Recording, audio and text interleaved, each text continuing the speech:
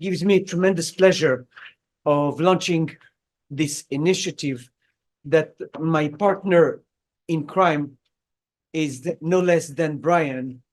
When we got together and decided that it would be a significant move for the neighborhood, and hopefully we can enlarge the audience to include the neighborhood, in regard to having the two institutions, New York Medical College that I represent and Regeneron that he represents, joining efforts to provide state-of-the-art biomedical expert that will address a given topic. And today is the launching event. So the series was founded by, as I said, by Brian and I. And the initiative is to provide the platform for experts from both institutions to engage in meaningful discussion.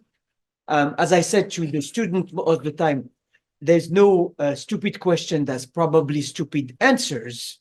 And I am also capable of giving sometimes some stupid answers. But be that as it may, the seminar series seeks to catalyze innovation and drive progress in various fields of study. And this opportunity, this session will serve to develop platform for innovation and aspect associated with being more and more creative, an aspect that is so much needed, and a result of this magnificent technology revolution that we've been so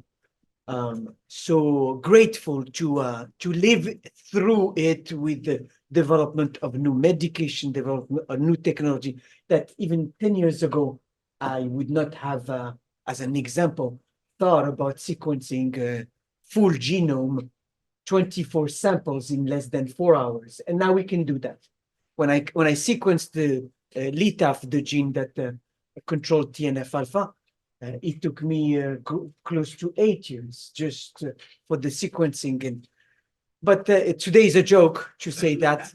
So you see how it's progressing, and I'm looking forward to continuing these endeavors. And to introduce today's speaker, that is no less than what I just said about the seminar, I'd like to ask Brian to come and do the job. Thank you. All right, it's great to be here and starting this seminar series.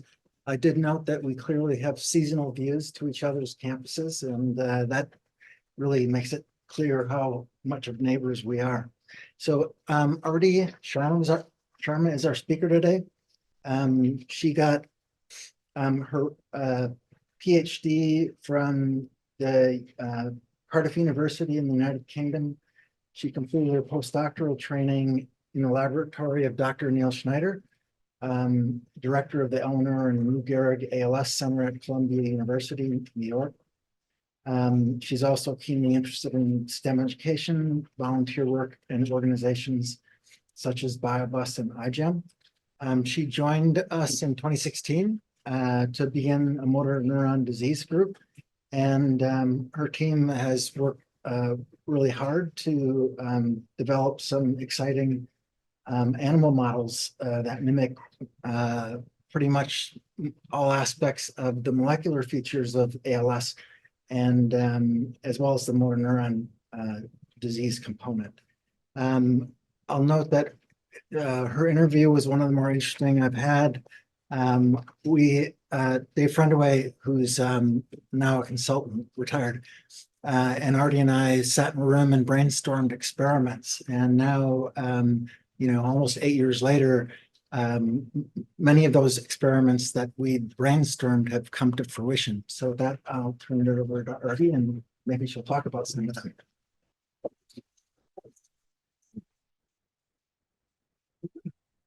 Thank you both so much. It's a real privilege and pleasure to be invited to give this seminar today. And I hope we're going to keep some of the spirit of Regeneron. We're very informal when we give our talks. Feel free to interrupt at any time. I notice a lot of Regeneron faces anyway, so weigh in if something's too complicated. Again, we look at this every day. To us, it seems simple. If I'm breezing over something too quickly, feel free to interrupt and I'll try to give you some more color on it. It's also really easy for me to stand up here and present this work, but I just want to take a moment to acknowledge our group. It really is a phenomenal group. It started with 2 or 3 of us, as Brian alluded, almost 7 years ago, almost 8 years ago. And we've grown and we've added some really excellent scientists with deep expertise in this field. And I think that's really helped to take us to the next level of trying to understand this terrible disease.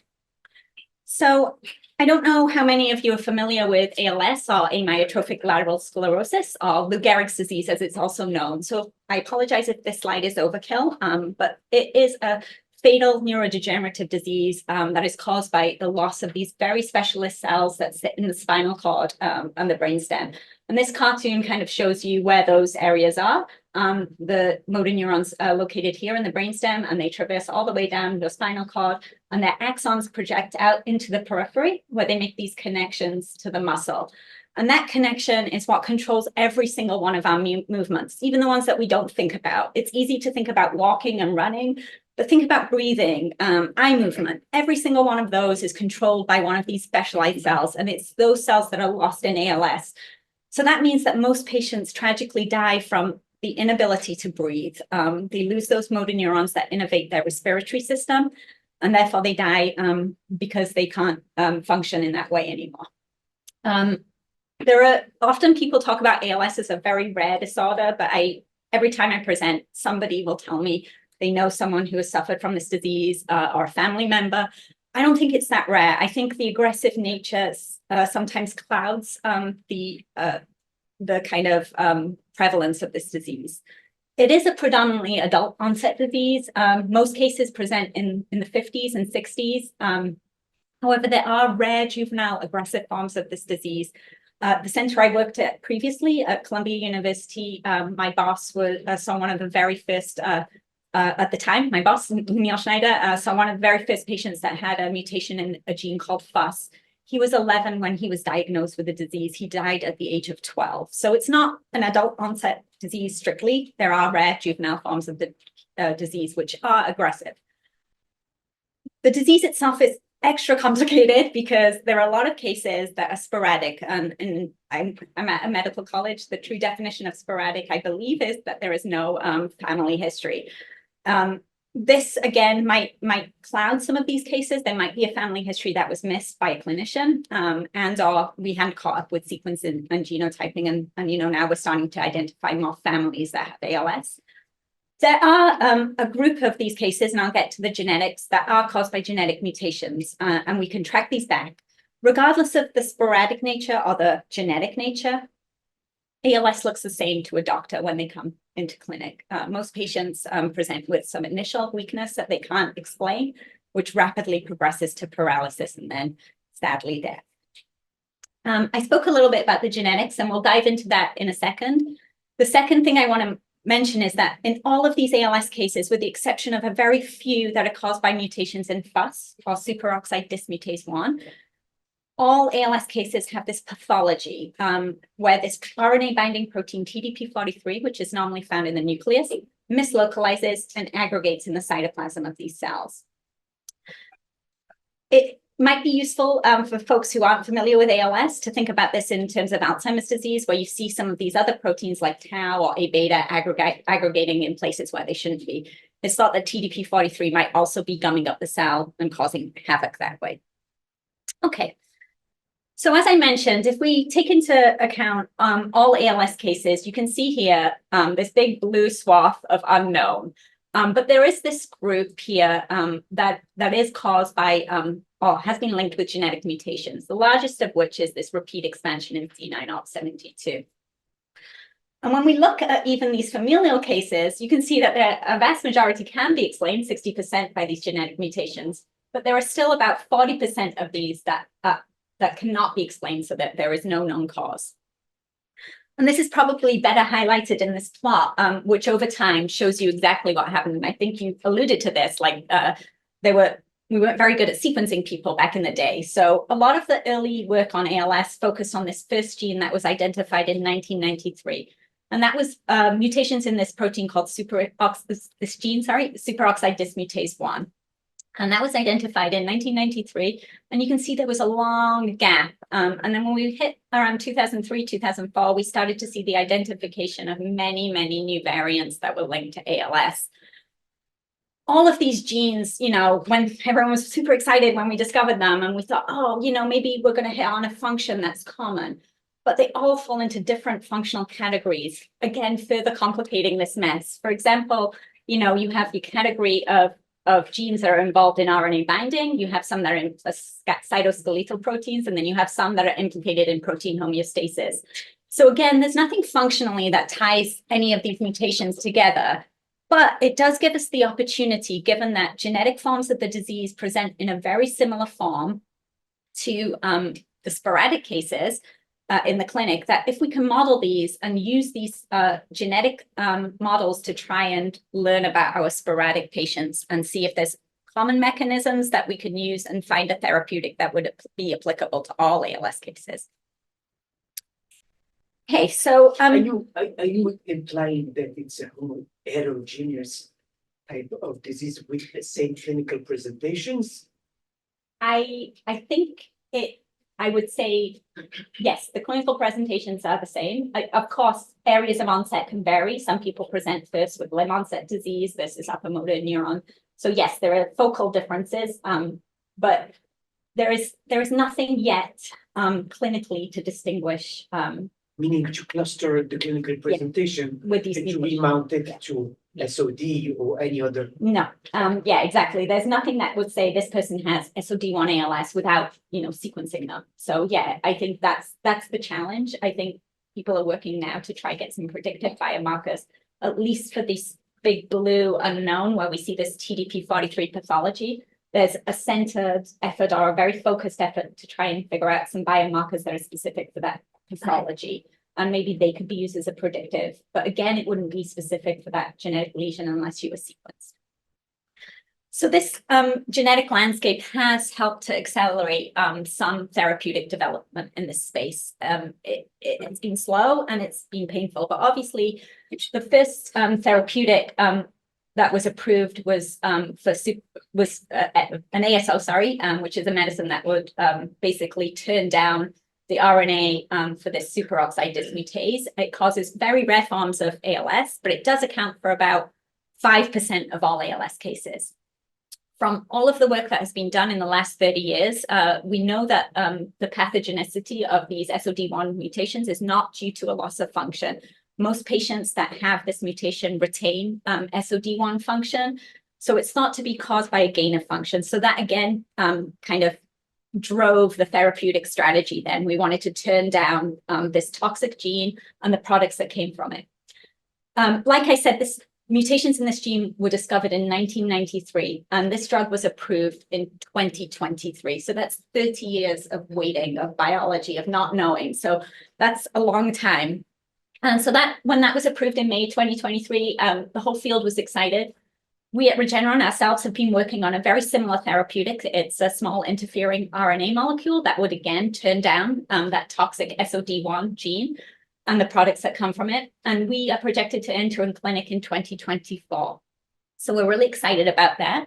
In addition, I spoke about another rare aggressive form of ALS, and that's associated with mutations in FUS. Again, there are investigators, including my ex-mentor at Columbia University, who is doing very unique bespoke ASO therapeutics with a foundation where they're planning to deliver, just because of the rarity of this disease, on a case-by-case basis, this ASO. So while it's not FDA approved, it is being given to patients that need it. And that brings me today to talk about the first thing that I want to talk about, which is this repeat expansion in C9orf72, another gene that was identified. And we were really excited when this was identified to be linked to ALS. There had been a lot of talk about this hotspot at chromosome 9 for many, many years in the field. And finally, it was discovered that there was this really interesting mutation. It was a repeat expansion in between two non-coding exons in this locus. It's actually the largest genetic cause of ALS. So you can see that we could really make a difference here if we could get a therapeutic for this. Now, this is where it gets a little complicated. Forgive me. And again, stop me at any point if you need more clarity. Like I said, this is the largest genetic cause of ALS. What happens at this locus in patients, or actually, let me start with normal people. We have a repeat expansion in between these two non-coding exons. Protein coding begins here at this ATG. And in patients who have this mutation that have ALS, there is an expansion in between these two non-coding exons, usually over 35. We ourselves probably have a repeat of 5 to 11 G4C2s. And patients, anything over 35 has been linked with disease, but the majority of patients have repeats in the hundreds or thousands. So there's a lot of G's and C's in there. So initially, when this mutation was identified, the whole field was like, okay, it could be one of three things, and that's based on other repeat expansion disorders. So I think a lot of you might be familiar with Fragile X. So there is a repeat expansion that exists in Fragile X, and that actually that giant expansion impacts protein coding at that locus. So that means you don't make enough of that protein. So it's a loss of function disease. In another repeat expansion disease, you can see that this RNA or these repeat RNAs, they cause the expansion and the presence of these foci, which are thought to either sequester other RNA binding proteins. Apologies, let me just, I don't know why that's beeping.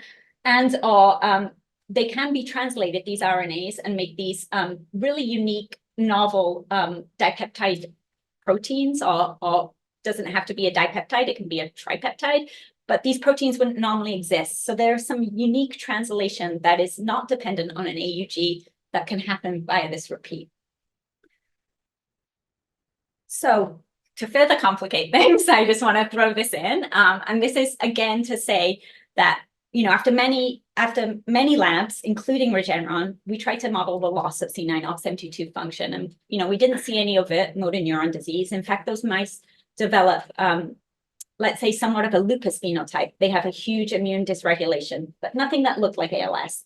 So we really wanted to think now about gain of function mechanisms. And when we look at this locus, it's quite clear to me now, after many years of research, and it's also clear to the field, that we think that this is a gain of function disease. And how would that happen? So like I said, in normal people, we have a repeat that's about 5 to 11, and we normally initiate transcription at exon 1B, and then protein coding will follow up exon 2. So that means you would never synthesize in a normal situation this small 5 to 11 repeat, because we're always beginning transcription at this other exon 1B. Now, somehow, when this repeat expansion expands over that length and becomes pathogenic, we start to make transcripts that initiate at 1A. And that is the only way that you can actually, you know, synthesize or transcribe this repeat containing RNA. Something also very unusual happens in this disease. You not only see transcription in the normal direction initiate across the repeat, you also start to see antisense transcripts crop up. So you have the presence of two toxic RNAs, one from the sense, one from the antisense. So not one problem, two problems. So it's complicated. And then on top of that, you have these two RNAs. You also have synthesis of proteins from both that sense RNA and the antisense RNA. And remember, these are novel proteins. Your body is not used to seeing them. So that could present with all kinds of problems too. So we're stuck at this place. Is it the RNA? Is it these dipeptide repeat proteins? Is it a combination of both? Does it have anything to do with it? We didn't know. So we tried to model these gain of toxic hypotheses. And the antisense, I understand the sense would be a gain of function. Yeah. But the antisense will act as a loss of function rather.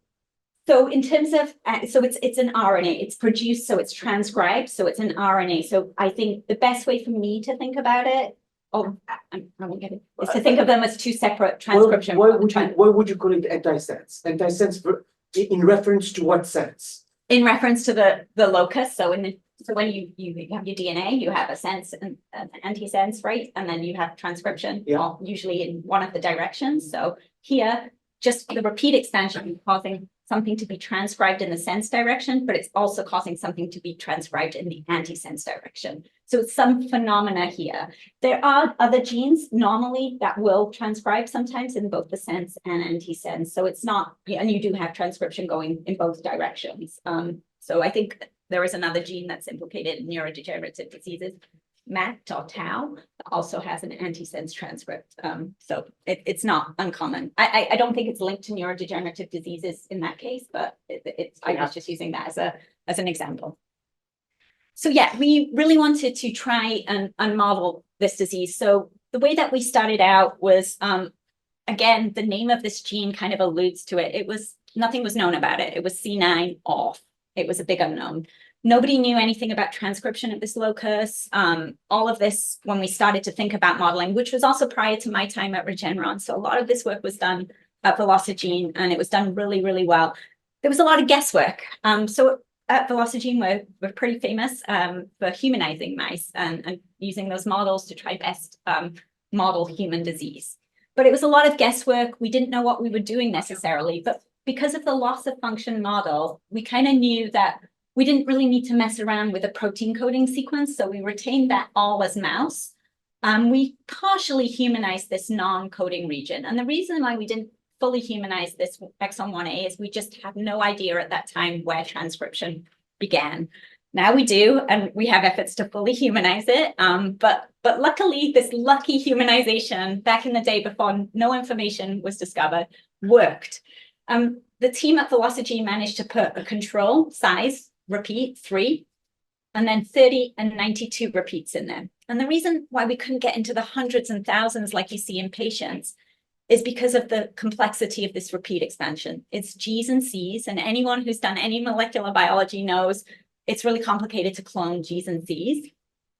So you have collapses, you have expansions, you lose your repeats, bacteria don't like them.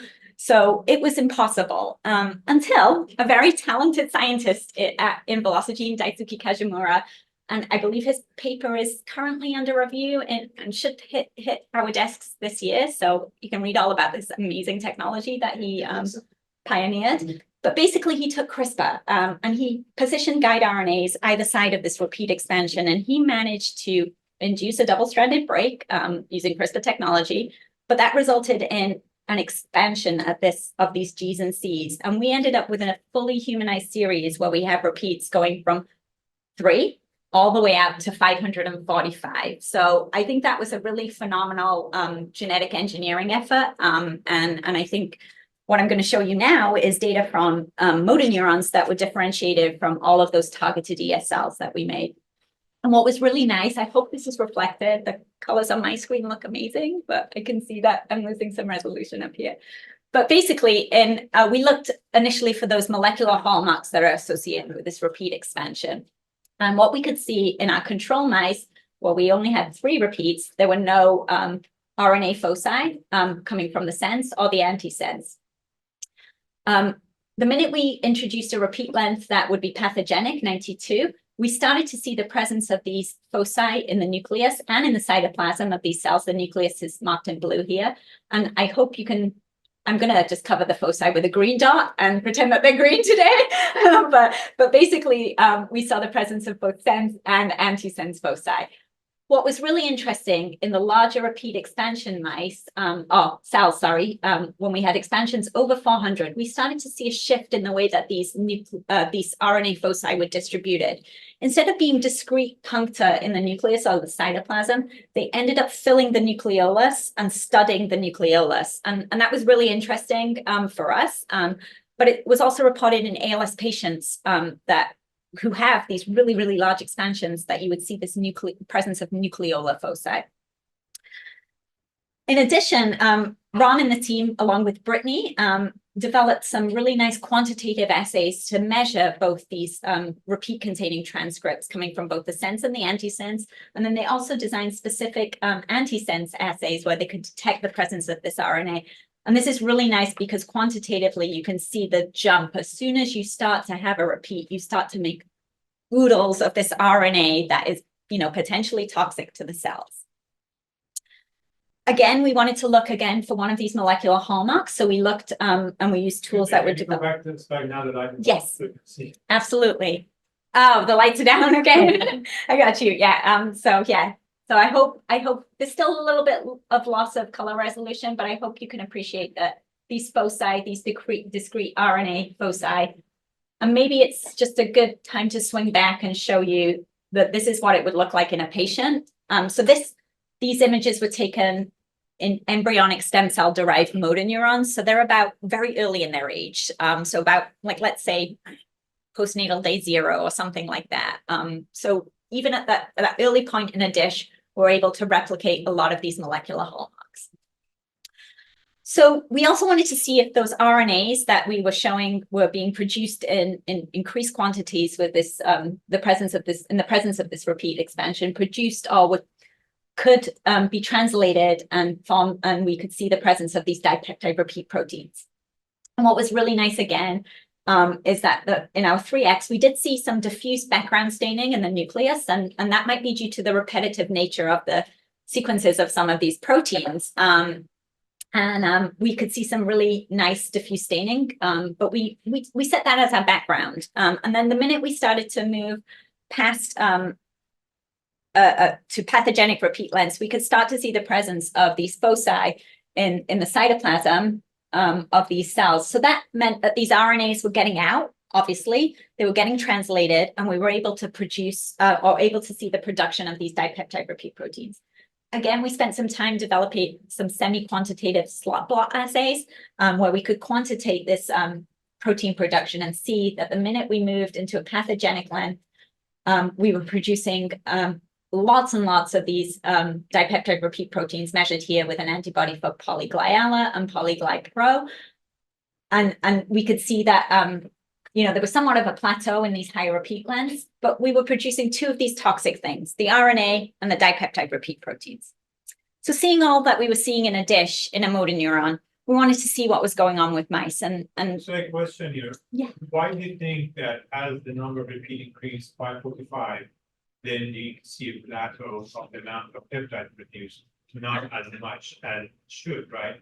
I agree. Yeah. So this is a big question in the field. We do have, I think, the tools to answer it. But whether the translation of these particular products is very unusual. It doesn't use an AUG. So nobody really knows how it initiates, how it starts. So there is this idea that the ribosome can sit down, initiate translation, and then fall off. So you wouldn't necessarily get the translation of the entire 45 repeat. You might only get translation of 200 of those repeats or 300. And so that gives to maybe this cap, and or it could be that the sensitivity of this assay has plateaued. So could be one of those 2 things. We are currently working with a CRO who has a very sensitive assay for these dipeptide repeat proteins. So we should be able to answer whether it's an assay issue. You're saying you are making 500 times more RNA, but only maybe 10 times more protein. We could look at it like that. But I think it's unclear we can't really clearly connect the 2 yet. I just don't think we have enough knowledge about how it's translated.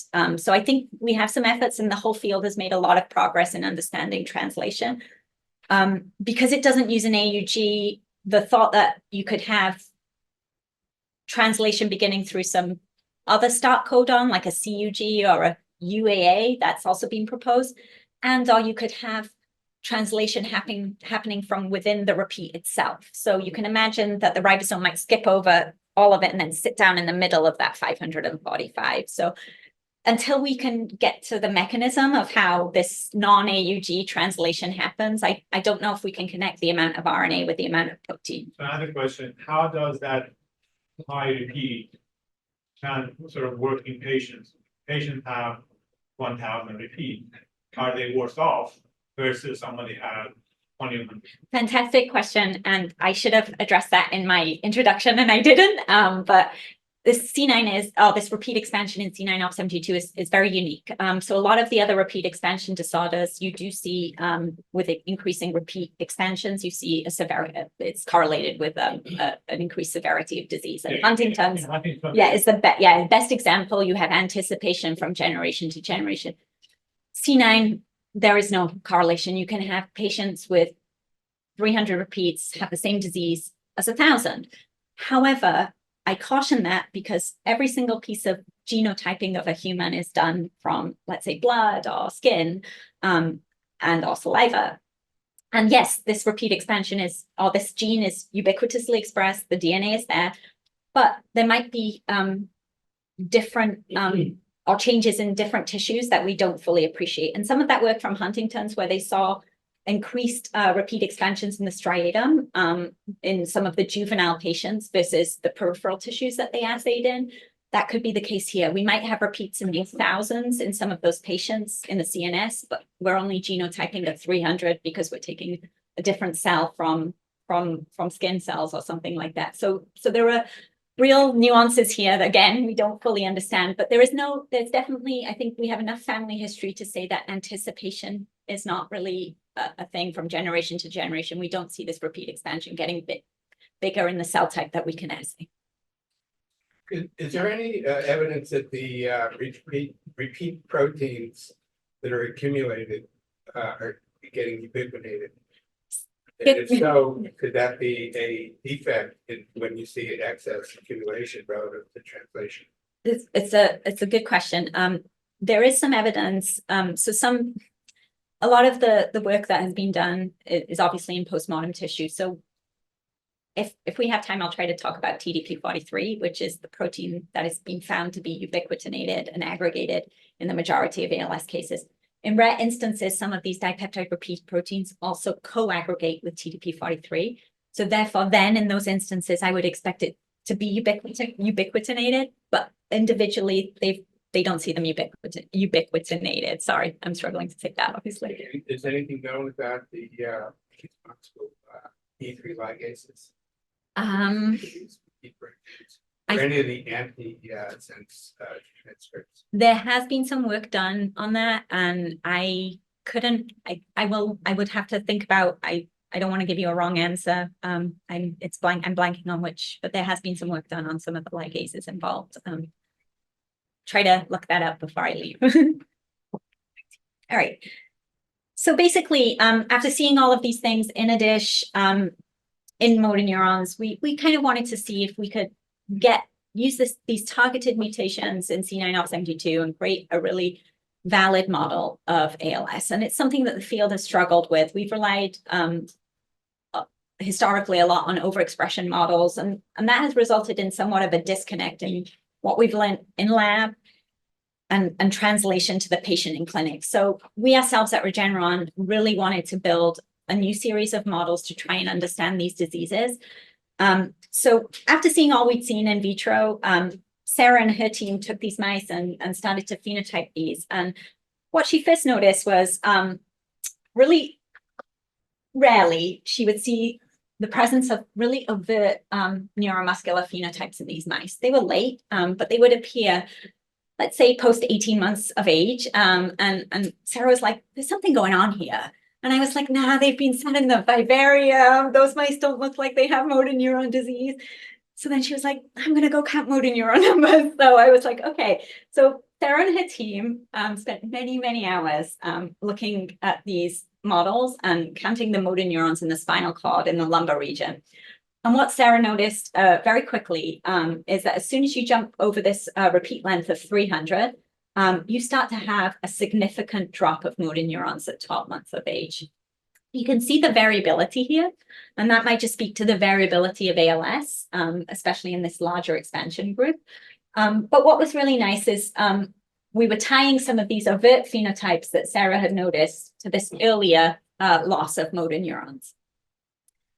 When she further subcategorized this loss, and I think a lot of this work was done by Jiang Yuan and the team, Jiang Yuan and Sarah could clearly see that there was a sparing of gamma motor neurons, and the loss of the motor neurons that we were seeing was restricted to the large alpha motor neurons. This is a classical hallmark of ALS and other motor neuron diseases like spinal muscular atrophy.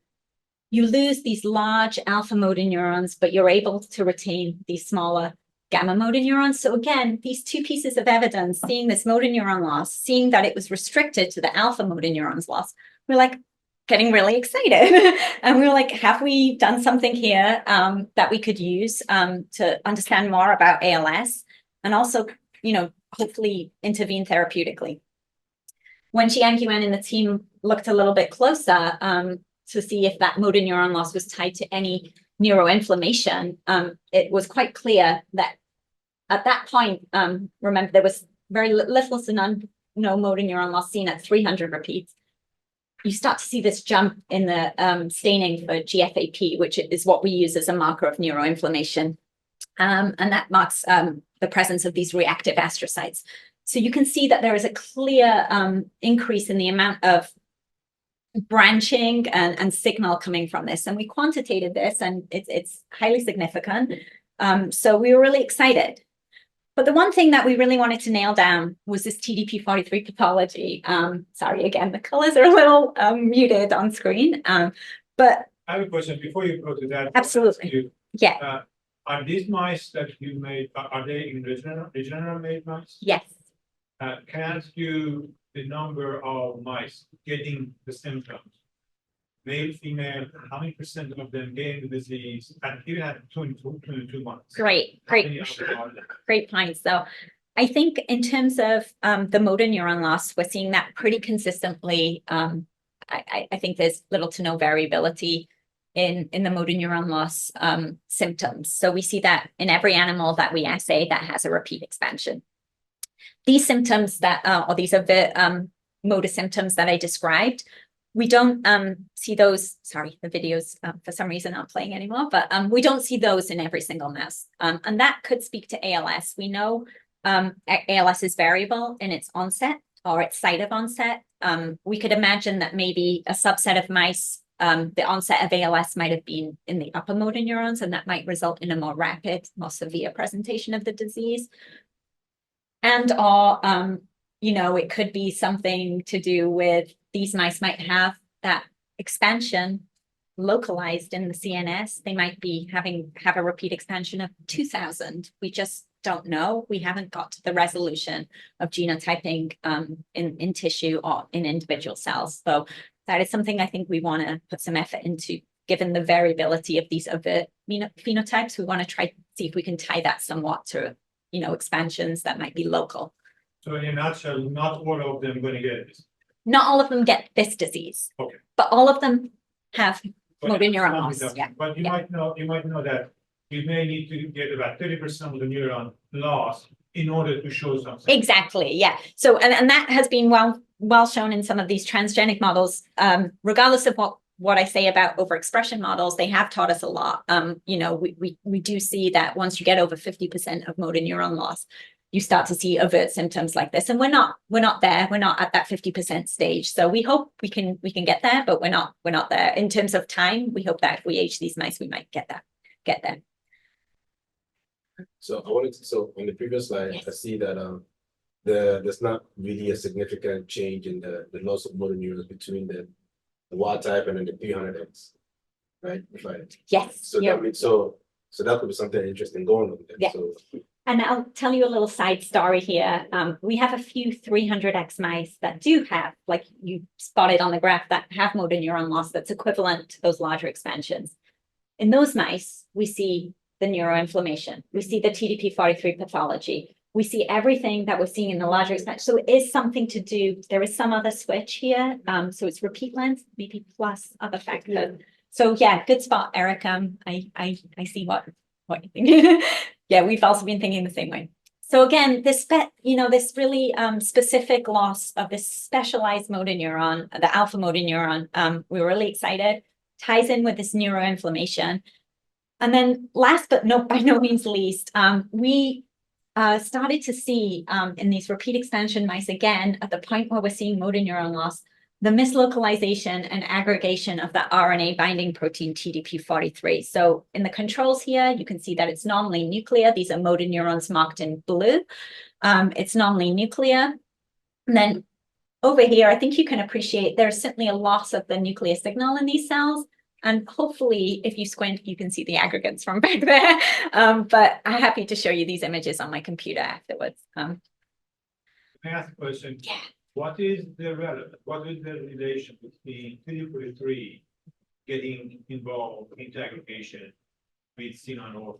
$1 million question. And yeah, that is actually what we hope to try. I'm laughing because I get asked that every time I show the students. So we can use these models, I think, to try and get at that. And that's our full force effort this year, is to try tie all of these three things.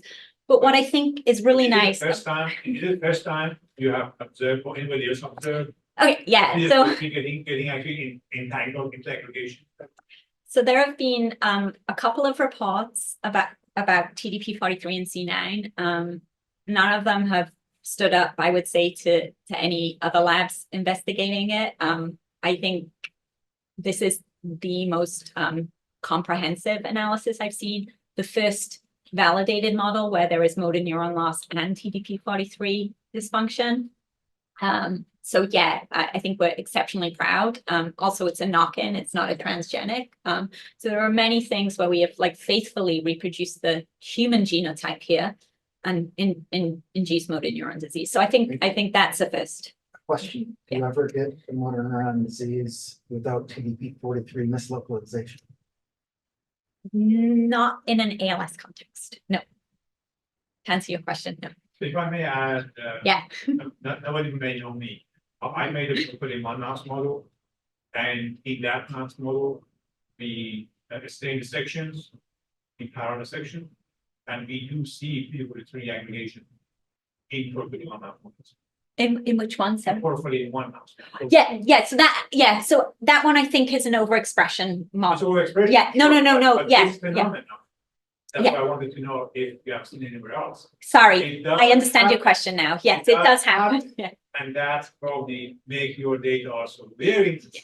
Yeah, so I apologize. I just understood your question. Sorry, I thought you were asking if someone else had seen C9 and TDP in this paradigm. But yes, TDP43 aggregation has been noted in other overexpression transgenic mouse models. Again, it all provides a platform to try and study this biology. And I think we can learn a lot from all of these things by, kind of cross-comparing. So one piece of data that I do want to share, and this is hot off the press.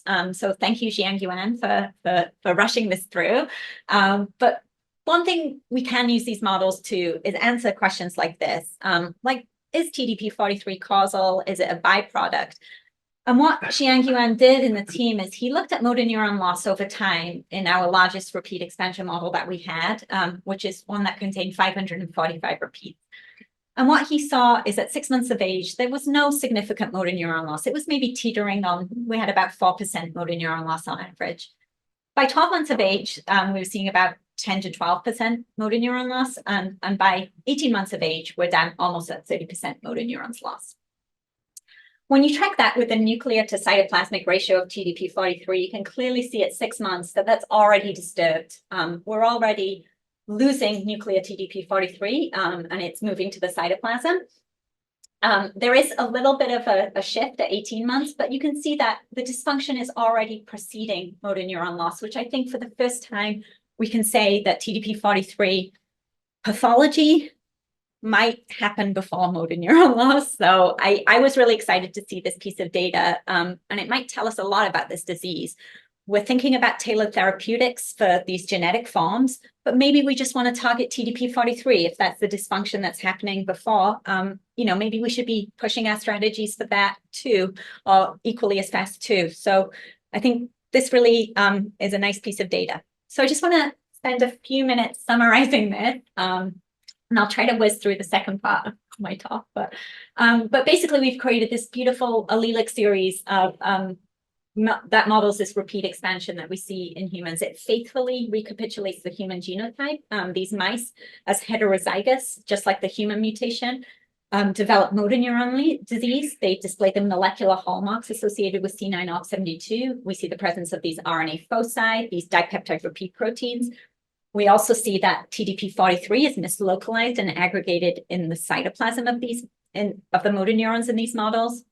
And I think, like I said, one of the most things that I am excited about is that the abnormal changes that we see in the TDP43 distribution are noted before any motor neuron loss. So hopefully we'll build on that. So I do want to try to get through some of this because this is the work that we are really excited about, in addition to the C9.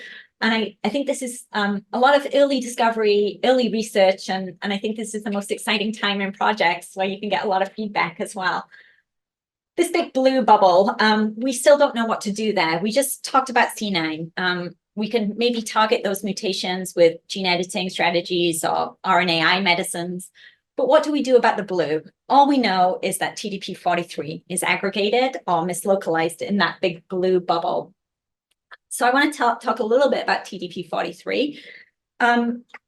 When this was first identified by Virginia Lee's lab at UPenn as the aggregated protein in the cytoplasm of motor neurons in ALS patients, a lot of folks started to work on this really rapidly, and the generation of knockout models to try and understand what this gene or protein was doing happened first. It's quickly realized that the knockout is lethal. TDP-43 is absolutely essential for life in every single cell. You knock it out, you see death. So that also tells us a lot that you can't play with this protein too much. Too much of it in the cell, a lot of overexpression models of TDP-43 induce vast toxicity and cell death that is linked to its overexpression. And we know that this is important because the biology of TDP-43 itself tells us that. It works really hard to regulate its own levels. I have a question. I do. From online. What's The up? asymptomatic mice with the molecular phenotype aggregation show symptoms in challenging spectrum exercise. So we haven't done those studies. I think there is a lot that we could do here to stress the mice. We have a few different avenues. One is maybe to combine them with other genetic lesions, maybe some of these TDP-43 alleles that I'm going to try and describe. Exercise is an option. Stress, there are other forms of stress. Some people in the field are also inducing TBI on their models on top of some of these genetic mutations. So there are avenues that we could think about, but we haven't done those experiments yet. Okay. So very little is known about TDP-43. But in addition to that aggregation, when that protein was identified to be aggregated in the cytoplasm of cells, thanks to advances in genotyping and sequencing, mutations in TDP-43 were also identified to be causal in ALS. They're exceptionally rare. They account for less than 1% of all ALS cases. But the fact that you can tie a mutation in this gene and then see it aggregated in all of these cases, it tells you it's important to this disease. Little is known about the function of what TDP-43 does, and that was kind of the first problem we wanted to get at here. When you're targeting something that's ubiquitously expressed, essential for life, if you don't understand what it does, then we could end up having some problems later on. So what we did is, again, we tried to rule out overexpression given how important levels of TDP-43 are in the cell.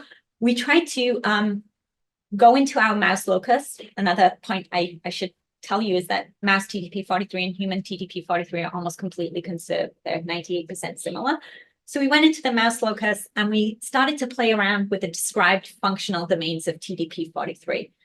We took off its N-terminal region, which has been shown to be important for self-aggregation. We mutated the nuclear localization signal to prevent it from trafficking in and out of the nucleus and cytoplasm. We mutated its two known RNA recognition motifs. That's where the majority of its function comes from. It's an RNA binding protein and it exerts most of its function through these two domains. We mutated a putative nuclear export signal, and then we deleted this entire prion-like domain. And the prion-like domain, I kind of glossed over. That's where that mutational hotspot is. All of the mutations that have been linked to ALS kind of congregate in this prion-like domain. But it's also been shown in the field to be aggregation prone. A lot of folks in the field have worked in vitro in cells and shown that this domain seems to be critical for TDP-43 to aggregate. And mutations in that domain can somewhat tip that aggregation to be pathogenic and/or insoluble. So those aggregates can no longer dissolve. So to interrogate that function, we took advantage of TDP-43 being required for life, and we paired it with a conditional allele of TDP-43. And on the other allele, we had each of those mutants. So that when we gave these cells CRE, we deleted the wild type copy of TDP-43. leaving only the mutants as the only form in these cells. And what was clear instantly, we got a lot of cell death with certain domain mutant deletions. We were unable to delete the N-terminus of TDP43 and have viability, and the same with the RNA recognition motif. So these told us that these were the domains of TDP43 that conferred its requirement for life. Surprisingly, deletion of the entire prion-like domain was viable, and deletion of mutation of the NLS was also viable. So I was like, okay, we can delete 50% of the protein by taking away the aggregation prone part of it. What does that look like? So, we split up these cells into the nuclear and cytoplasmic compartment. Remember, I told you TDP43 is normally nuclear. So you can see that here in its wild type. There's a lot of TDP43 in the nucleus and very little of it in the cytoplasm. Introduce that nuclear localization mutation. We don't empty the nucleus like I predicted. We actually create more TDP43 in the nucleus and more TDP43 in the cytoplasm. Could you conceptually block the translocation? We are going to try to do some of that. We have some thoughts on how to do that. Just accumulated in cytoplasm. So, yeah, so I think TDP43 is still small enough. Maybe Sarah can help me out to move in and out of the cytoplasm. So it's a small enough protein. So I think any efforts might be to block it. It might not. There's no transformation, phosphorylation, or anything like that. There is phosphorylation. It does Okay, get phosphorylated. You can block the phosphorylation also. Yeah, that's a good point. Yeah, we could try that. Yeah, that's a And good how idea. about, I'm throwing this, how about putting a stop codon and completely stop the transcription and translation? Of Of TDP, yeah, then we would have null. It would be the cells would die. The cells need some form of I see. TDP43. Even these mutant forms, I'll show you, they compensate somewhat, but they don't compensate fully. I see. So they can do a little bit, but there is something, TDP43, we need to retain it in the cell. It needs to carry out its functions. And so that. Is the TDP43 in the nucleus? Yes, normally in the nucleus. is Sorry, it hyperphosphorylated only in the cytoplasm? only in the cytoplasm, yeah. And is hyperphosphorylation required for aggregation? Unclear. Thinking even like tau protein as an analogy. Yeah, so the phosphorylation of tau binds to its microtubules. The phosphorylation makes it jump back up. TDP43, I think it gets phosphorylated when there's too much of it in the cytoplasm. So it's like the cell is like, you shouldn't be here. Let's phosphorylate you and then mark you for degradation. That's my personal hypothesis. I don't have any evidence leaning either way. I think it'd be nice to design some experiments to get at that. Is the kinase known with phosphorylation? I think it was identified by, I think it was Huda Zogby that published the kinase for TDP43, but I can get back to you on that. So that could be a target. Yeah. Possibly. Yeah, possibly. I'm not keen on kinases as targets, just because it can be a little muddy and dirty. But yeah, I think we have some ideas that could be. They're difficult, but I think we have some ideas.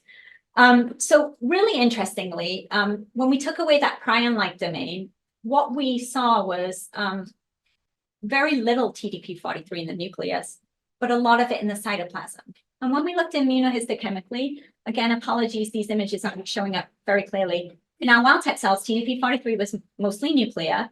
In the NLS mutant, we were seeing this large punctate aggregates in the cytoplasm.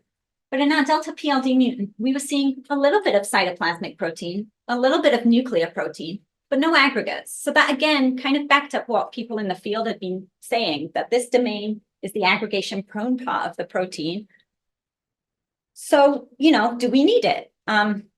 Maybe. So one way that we assess TDP43 function is to look, it's well described. It guards against the inclusion of these cryptic exons. So it binds these GU-rich sequences that sit aside these cryptic exons. Cryptic exons are intron sequences that nature put into our genes to say, hey, if there's something wrong, you can use this cryptic exon and stop making it.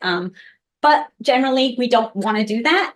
So TDP43 binds sites around those cryptic exons, stops them from being recognized, allowing for normal transcription and translation of that product. So loss of TDP43, obviously, you can see you start to get an inclusion of these cryptic exons, leading to truncation or lack of translation of some of these products that TDP-43 is controlling. So Sarah in our group designed several assays based on the literature and some of our own RNA-seq work. She identified some of these cryptic exons that TDP-43 binds to in the mouse genome.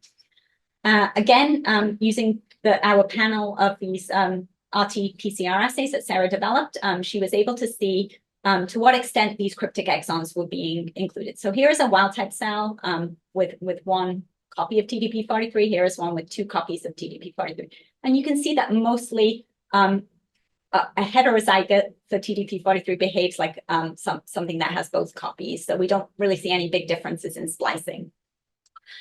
The minute we introduce our NOS mutation over here, you can start to see recognition of all of these aberrant events. We've lost functional TDP-43 from the nucleus, even though we had large amounts of protein on that subcellular fractionation plot that I just showed you.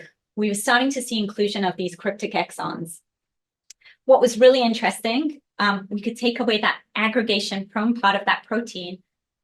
And it wasn't perfect. It wasn't like wild type, but it was telling us that we could somewhat compensate for splicing. We were still able to retain some splicing function in these cells. So we wanted to look at what that looked like in vivo. So Sarah took some of that in vitro work, and we made mice from those targeted DS cells, and we were able to reproduce a lot of that in vitro work in vivo. What Sarah did is she injected viruses that would express Cre recombinase, so that when you delivered it to these mice, after they received Cre recombinase, you would only have either a wild-type copy of TDP-43 or these mutant forms. And back to that point, you can see a complete null of TDP-43 when you deliver this virus very early at P0. They die around 4 weeks of age, and they're sick. They're very, very sick. Wild-type mice, they live normally. Sarah took these out to 52 weeks. We do see some drop-off, and that's due to some Cre toxicity that happens. It's well described in the field. But even then, you can see a wild-type mice, very nice and normally living. Really interestingly, here, do I have these the wrong way around, Sarah? Sorry, my fault. But you can see that neither the delta PLD or the delta NLS survive. They're not able to live normally throughout their life. When you say that they're very sick, was there any pathology done? Yeah, Sarah has done some extensive pathology, and she can comment on some of that. So there is motor neuron loss in all of these animals. All of them? Yeah. Sarah, did you assay in the knockout too? Or? No, not much. They were really safe. They just died very quickly. And some of the early work done, I think, by Phil Wong in the complete null, and in where he genetically ablated it in motor neurons, he showed some motor neuron loss in that context too. So I would say in the knockout, you do lose some motor neurons, but that's cell death from loss of TDP-43. And what happened to the blue one? Right, so the blue one is a wild type. So you're seeing some drop off on this Kaplan-Meier survival plot because when we overexpress Cre for long periods of time, these mice are almost a year old, you can see, we see some drop off. Just the overexpression of this enzyme is a problem for the central nervous system. So you can see that both of these animals they don't make it. So that's telling us something. These can compensate for some function. They're better than the knockout, but they don't survive as well. And when we looked at cryptic splicing in these mice, I've just got a reminder over here of what we saw in those motor neurons in culture. It was clear again that nothing could retain wild-type function in this splicing assay. The delta PLD, again, it matched the result that Sarah had observed in vitro. You do see some compensation when you remove that domain of TDP-43, but it doesn't fully compensate. Given that, all of the data I'll try to summarize is, regardless of whatever assay we were using, we were always seeing that removal of the PLD wasn't as detrimental as messing around with some of the other domains of TDP-43. We know that's the aggregation part of the prone part of the protein. So we started to think, if we can re-engineer that domain or replace it with something that isn't as aggregation prone, and carry out the function of TDP-43, could that be a plausible therapeutic? So basically, we want to replace TDP-43 with a super TDP-43. So it's nicely kind of some of our thoughts and ideas from the literature are summarized here. And, you know, we wanted to ask ourselves why this domain was important. Very little is known. There's no structure. It has low structural complexity. All we know is that it mediates this biology that is being reported in the literature in vitro settings of liquid-liquid phase separation. And that means this domain of TDP-43 can move in and out of this semi-aggregated phase. But when you have high concentrations of TDP-43, all mutations or anything else that might stress it out, it's no longer able to undergo that normal process of aggregation. It becomes tilted towards a pathogenic aggregation where it can't dissolve. So in addition, there's a couple of things I just explained to you from our own data that we had seen removal of the Ph.D. The animals were viable to a certain extent, and they could somewhat function normally. If you look at splicing isoforms of TDP-43 from using the genome browser or from the literature, there is a natural splice variant of TDP-43 that removes the entire prion-like domain. So that tells you at some point during evolution, someone thought it was a good idea to remove this domain. So that comes to our therapeutic strategy. Could we modify this prion-like domain to be less aggregation prone while maintaining nuclear retention and its function in splicing? So I'm going to just skip over this. I'm not going to skip over it. I'm going to just do this like bottom part here. So as a proof of concept, we looked at all of these RNA binding proteins that have very similar functions to TDP-43. They're involved in alternative splicing. TDP-43 itself is a member of this H and RMP family, and this whole family functions at many levels in RNA metabolism. We took all of these proteins also have a prion-like domain, and when we align the sequences of these prion-like domains from these other proteins with TDP-43, I don't expect you to read the individual amino acids here, but I just want you to take a look at these orange shaded boxes. What's quite clear here is that the prion-like domain of TDP-43 lacks a lot of these aromatic residues. There's vast spaces where there are no aromatic residues, whereas the other H and RMPs you can see have these peppered in.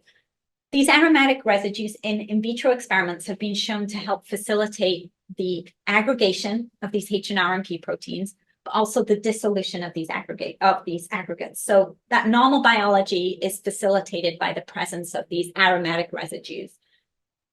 TDP-43 doesn't have those. So if we could introduce those, maybe it wouldn't aggregate. That would be a less aggregation prone protein. So what we did to test this out is we took the prion-like domain of one of those H and RMP proteins, H and RMP A2B1, and we fused it to the C-terminal of TDP-43. And Sarah just reported this data a couple of weeks ago internally, and we were really, really excited to see that these mice that have a chimeric TDP-43, they have a different C-terminal fused with TDP-43's N-terminal. They live normally. Sarah was able to track survival out to 52 weeks, and they pretty much the curves match with wild-type mice. And from the pathology, neural. They have some degree of motor neuron loss. We're trying to tease out whether that is arising from the pre-toxicity. Hopefully, we're going to get to that data in a couple of weeks, and I'll be excited to see that to be determined. But we don't see any aggregation. I'm fair to say that, right? I think there's no aggregation of TDP-43 in these mice that we can detect, and no mislocalization, I would say. It seems to be retained in the nucleus. And this is, mirrored by its function.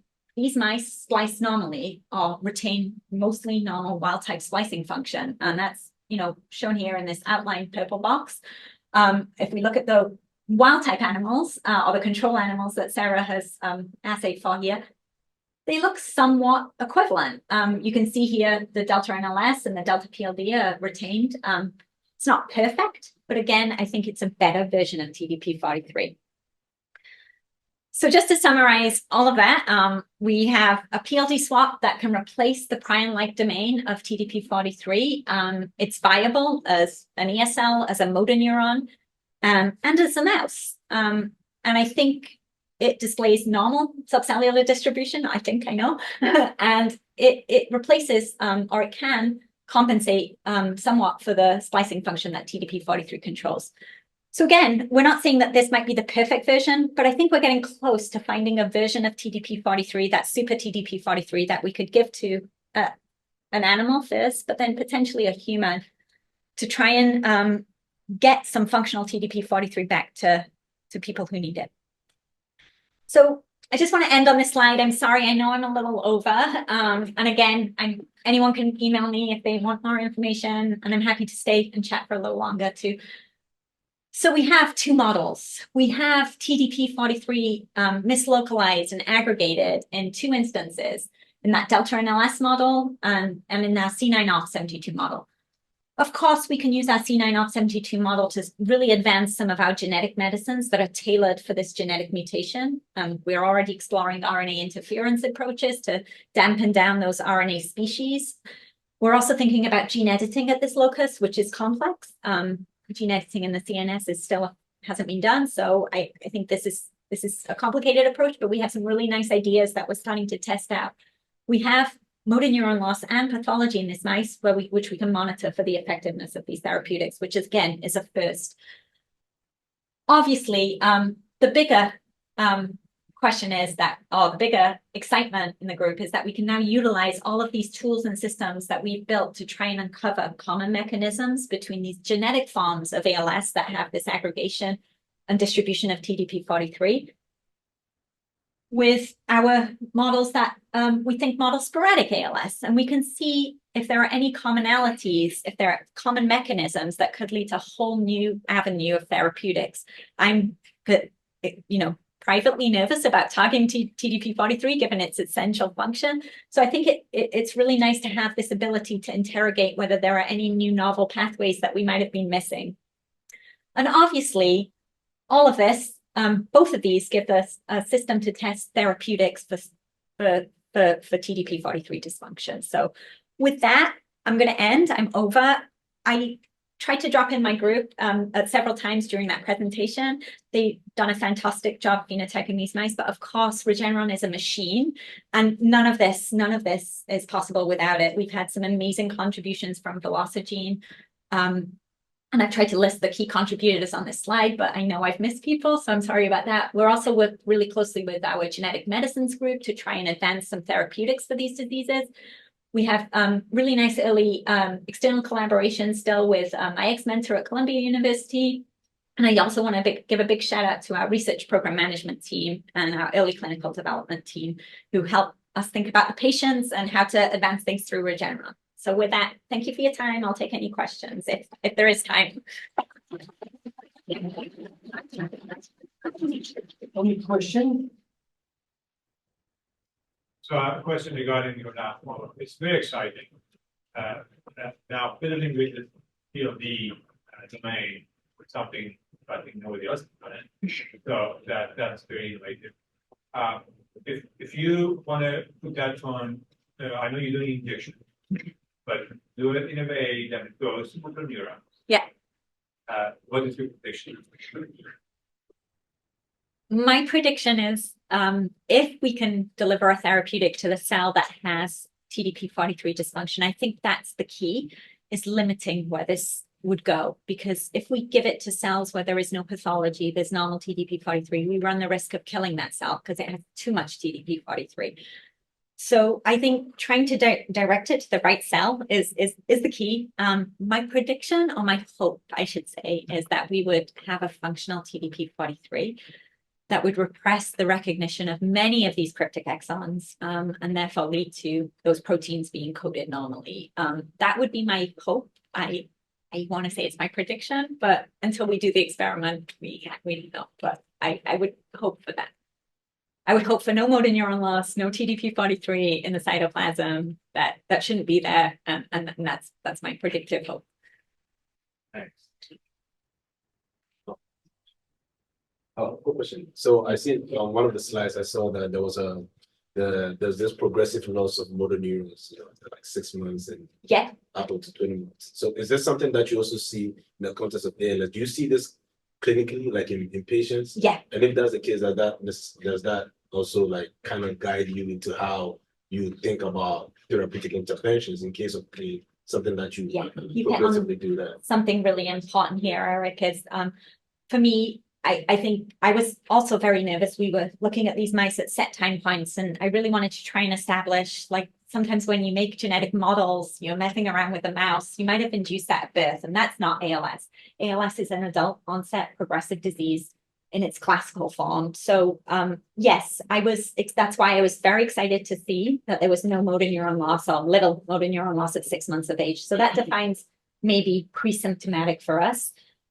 Maybe symptomatic would be 12 months, and then, continues to progress in that mouse. So that is an ALS patient. They would have little to no motor neuron loss.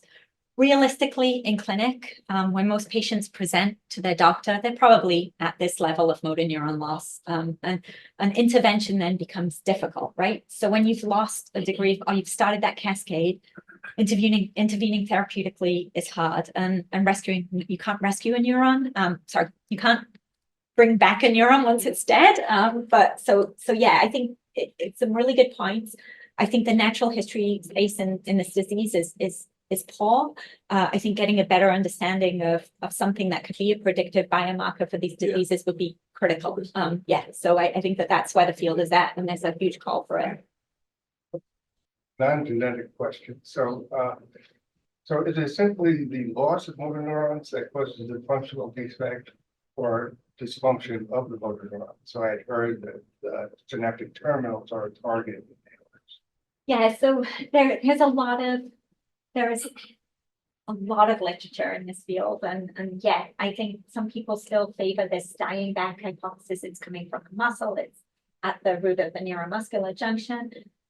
I think based on what we know from patients and how they present, I say it's the loss of the motor neuron that is the defining disease instigator. That doesn't mean that other cell types aren't involved. And that comes back to where do we want to give our therapeutic, like astrocytes, oligodendrocytes, microglia. All of these are support cells for the neuron itself. They might be having some dysfunction that we haven't yet met. So I think it's hard to say. There is some evidence as well that TDP-43 traffics down the axon and can engage in local events at the neuromuscular junction in the periphery. I think I would like to see some more evidence of that, but there could be some root there that ALS, there is some dysfunction locally at the muscle or where that axon terminal meets the muscle. Do you have, you alluded to it at the last slide, when you mentioned that you have capability right there. What should be your prediction of the common path of SOD, oxidative stress, the TDP-43, all the market, all the candidates that you have? How would pathogenically they would lead to this defect? Right, and I think maybe you said clinically they would look more or less the same. Yeah, everyone looks the same. And I think maybe I should point out that the SOD1 patients and the FUS patients do not have any TDP-43 pathology. That is a very unique 3% of cases, or roughly 3% of ALS cases that don't have TDP-43 pathology.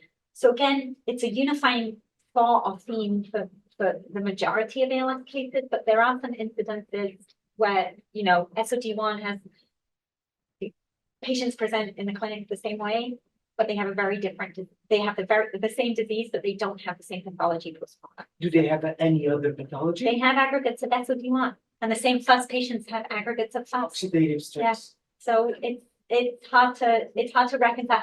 A lot of people in the field that feel like SOD1 ALS and FUS ALS are two unique separate diseases, and that might also, they're very aggressive in their nature. The disease duration for both FUS and SOD1, typically ALS is about 3 to 5 years post-diagnosis. You see death after that.